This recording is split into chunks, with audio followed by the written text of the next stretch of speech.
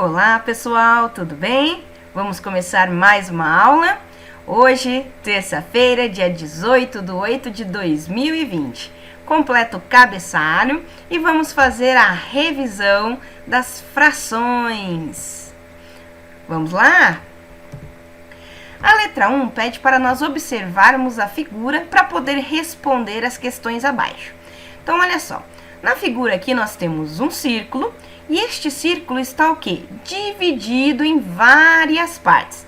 Então, imagina que está chegando aí na sua casa uma pizza maravilhosa, deliciosa, quentinha, super recheada. Imagina que está chegando uma pizza aí para você e você dividiu ela em 8 pedaços iguais, ok? Frações sempre são divididas em partes iguais, lembre-se sempre disso. Então, a letra A está perguntando, ó, em quantas partes o círculo foi dividido? Vamos contar? 8 partes, né? 8 partes iguais. Então, em quantas partes o círculo foi dividido? Escreva a resposta aqui, completa, tá? Foi dividido em 8 partes. Na letra B, quantas foram marcadas? Então, quantas dessas 8 partes que foram marcadas? Apenas 3 partes. Então, foram marcadas 3 partes.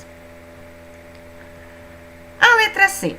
Uma fração, ela é formada por 2 numerais que são separados por um traço. Qual é o nome do numeral de cima? Então, olha lá. A fração é sempre um número, né? São formadas por 2 números separados por um traço, certo? O numeral de cima vai ser o numerador e o de baixo, o denominador, certinho?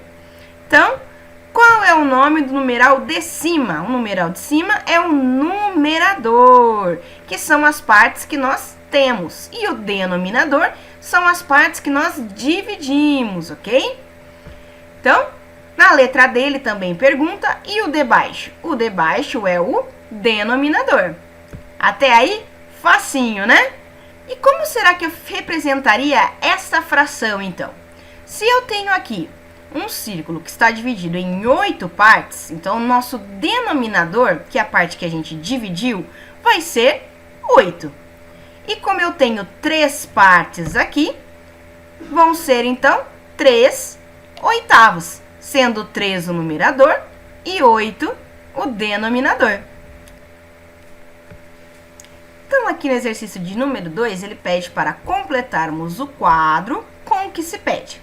Nesse quadro, nós temos aqui algumas figuras.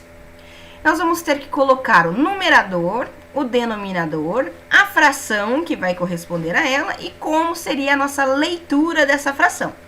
Então, olha só, o primeiro nós temos como exemplo, é um círculo, né?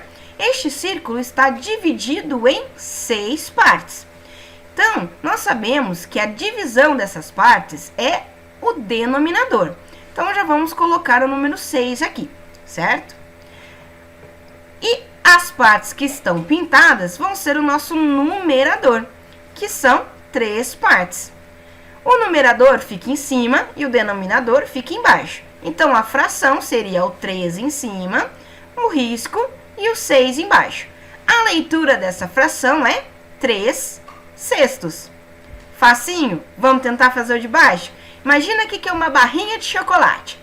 Você tem essa barra de chocolate com 2, 4, 5 partes, certo? Foi dividida em 5 partes.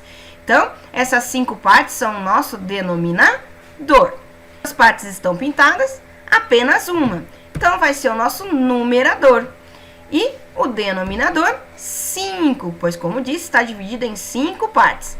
A fração vai ficar com o numerador em cima, denominador embaixo, separado pelo traçado. E a leitura é 1/5. Facinho, não é? Vamos fazer a mesma coisa com os 2 últimos retângulos aqui embaixo. Agora é sua vez. Qualquer dúvida, o que você precisar, é só me chamar. Obrigado, um ótimo dia a vocês e até amanhã.